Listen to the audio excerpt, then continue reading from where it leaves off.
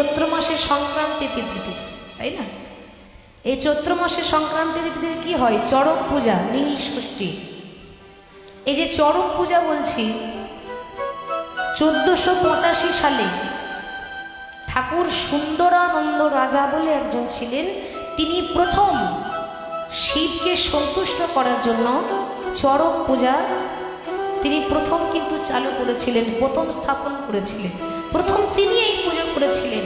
চড়ক পূজা মানে বুঝতে পারছেন, গ্রামাঞ্চলে নানা রকমভাবে খেলা হয়, লোক সংস্কৃতি, অনেক রকমভাবে নানা রকমভাবে খেলা দেখানো হয় ভোলানাথকে সন্তুষ্ট করার জন্য। তাহলে শিবের চরণ সেবা করার সৌভাগ্য এই চৈত্র মাস। আমি শিবের মাথায় জল ঢাললে ভালো বর পাওয়া যায়। আচ্ছা সত্যি এটা? তাই যদি হয় তা যারাতে বিয়ে হয়ে গেছে তারাও তো জল ঢালতে যায়, কি গো যাই না? আসলে তা নয়। ভোলানাথের মাথায় জল ঢাললে স্বামীর মঙ্গল হবে, সন্তানদের মঙ্গল হবে, পরিবারের মঙ্গল হবে, সবার শরীর ভালো থাকবে, গৃহস্থের মঙ্গল হবে। এই জন্য প্রত্যেকটা নারী বাবার মাথায় জল ঢালতে যায়। তারা জল ঢালছে কেমন করে? ওম নমঃ শিবায়, নমঃ শিবায়, হরে হরে ভোলে, নমঃ শিবায়। সবাই করো তাই দিয়ে, সবাই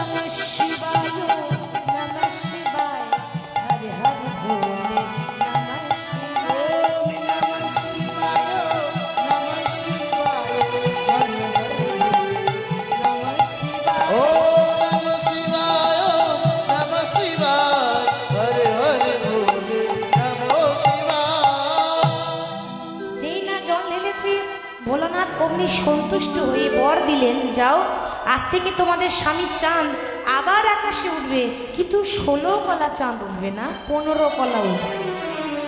আমাদের আকাশে যে চাঁদ ওঠে না মা, ওটা এক ভাগ কম আছে, ওটা 15 কলা, এক ভাগ তো শিবের কপালেই রয়ে গেল। 15 দিন পূর্ণিমা হয়, 15 দিন অমাবস্যা হয়।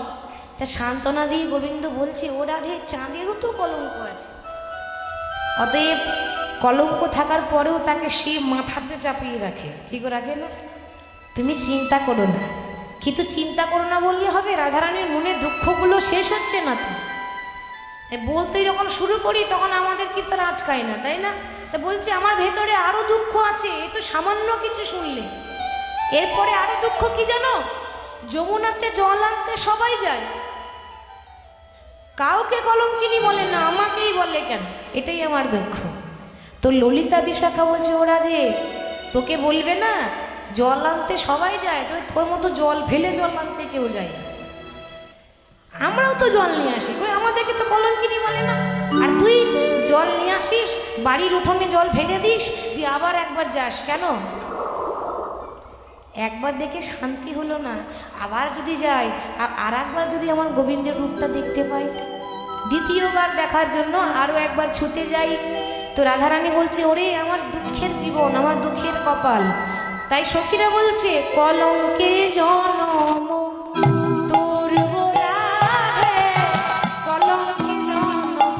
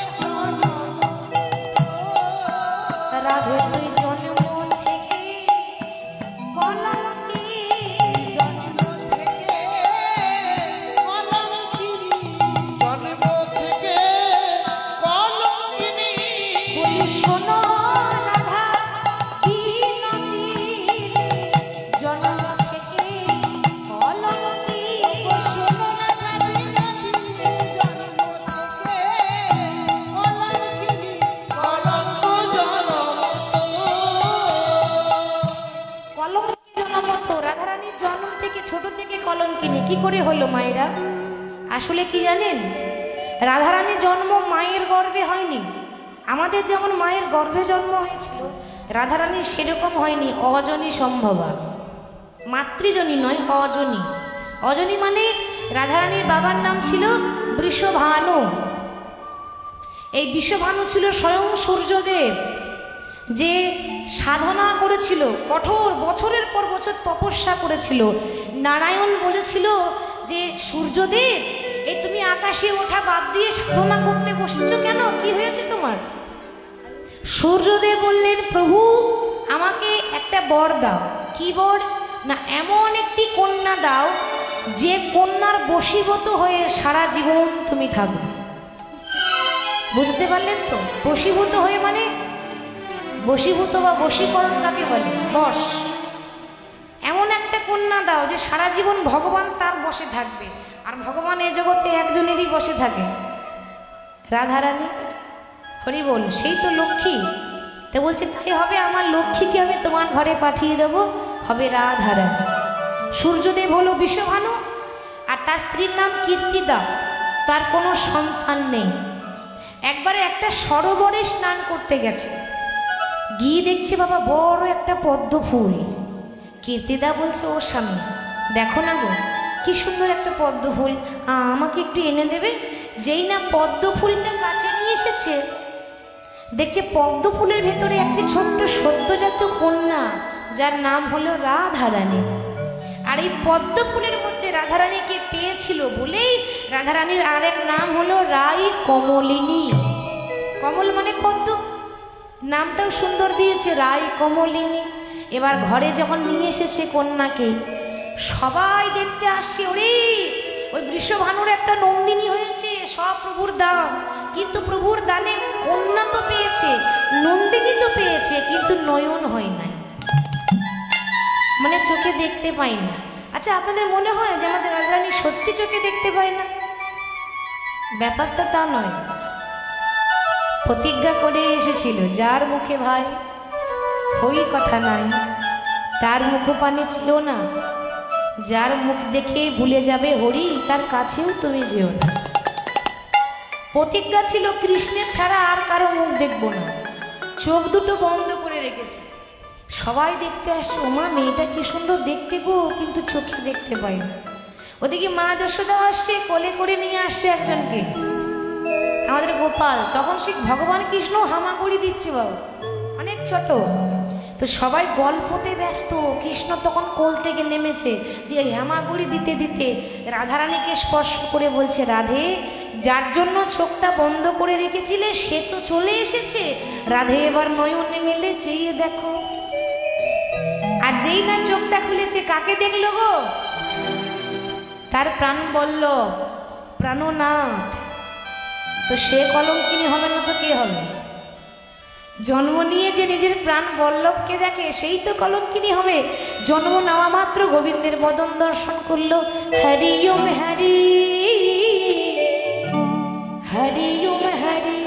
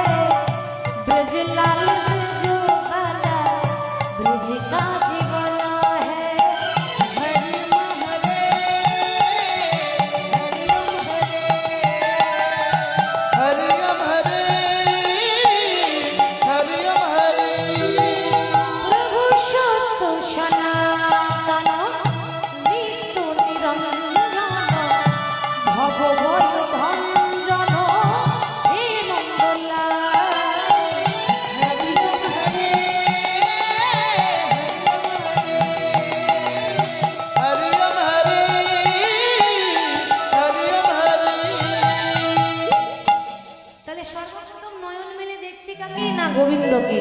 ওই জন্য রাধারানী ছোট থেকেই কৃষ্ণের পাগলিনী, ছোট থেকেই কৃষ্ণের কাঙালিনী, কৃষ্ণ কলঙ্কিনী।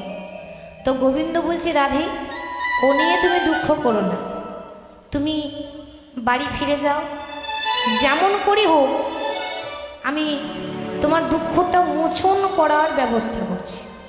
চলে গেল রাধারানী নিজের ঘরে, মানে শ্বশুর বাড়িতে, জাবট গ্রাম। রাধারানীর বাপের বাড়ি বারসানা গ্রাম, শ্বশুর বাড়ি জাবট গ্রাম। যখন রাধারানী চলে গেল, বিশ্বাস আছে আমার গোবিন্দ কিছু একটা তো করবে। আর এদিকে গোবিন্দ চলে গেল কোথায়? মা যশোদার কাছে। মা যশোদার কাছে যাচ্ছে কেমন করে? রাই প্রবোদিয়া কৃষ্ণ চলিল ধাই,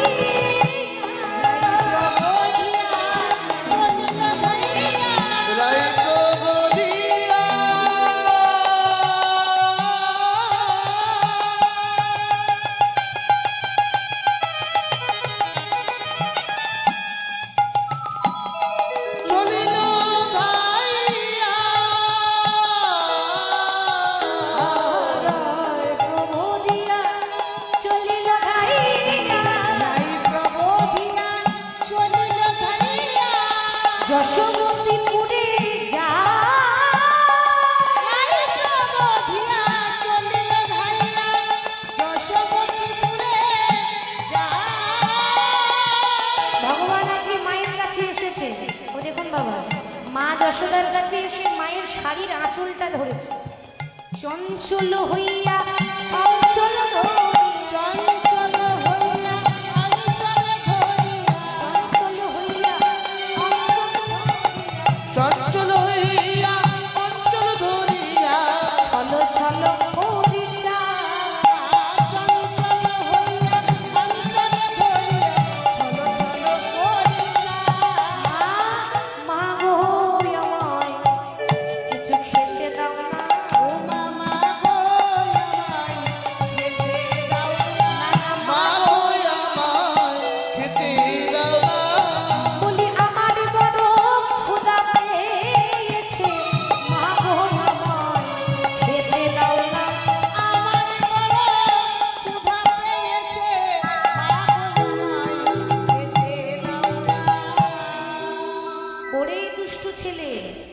কিছুক্ষণ আগে মাখন খেয়ে গেলি না, আবার বলছিস খাবো? বেশ, মাখন আমি দিতে পারি। এই বৃন্দাবনবাসীর মুখে শুনেছি তুই নাকি খুব ভালো নাচতে পারিস।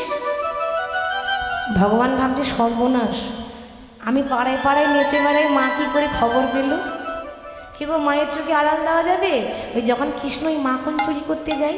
আচ্ছা বাবা, ভগবানের ঘরে মাখনের অভাব, ছানা মাখনের অভাব ছিল? 9 লক্ষ ধেনু, মানে 9 লক্ষ ধেনু ছিল। ছানা মাখনে ছড়াছড়ি খাবার লোক নেই, তা ঘরে এত 9 লক্ষ ধেনু, ঘরে এত মাখন, এই এত মাখন থাকতে এই গোপীদের ঘরে চুরি করে খেত কেন?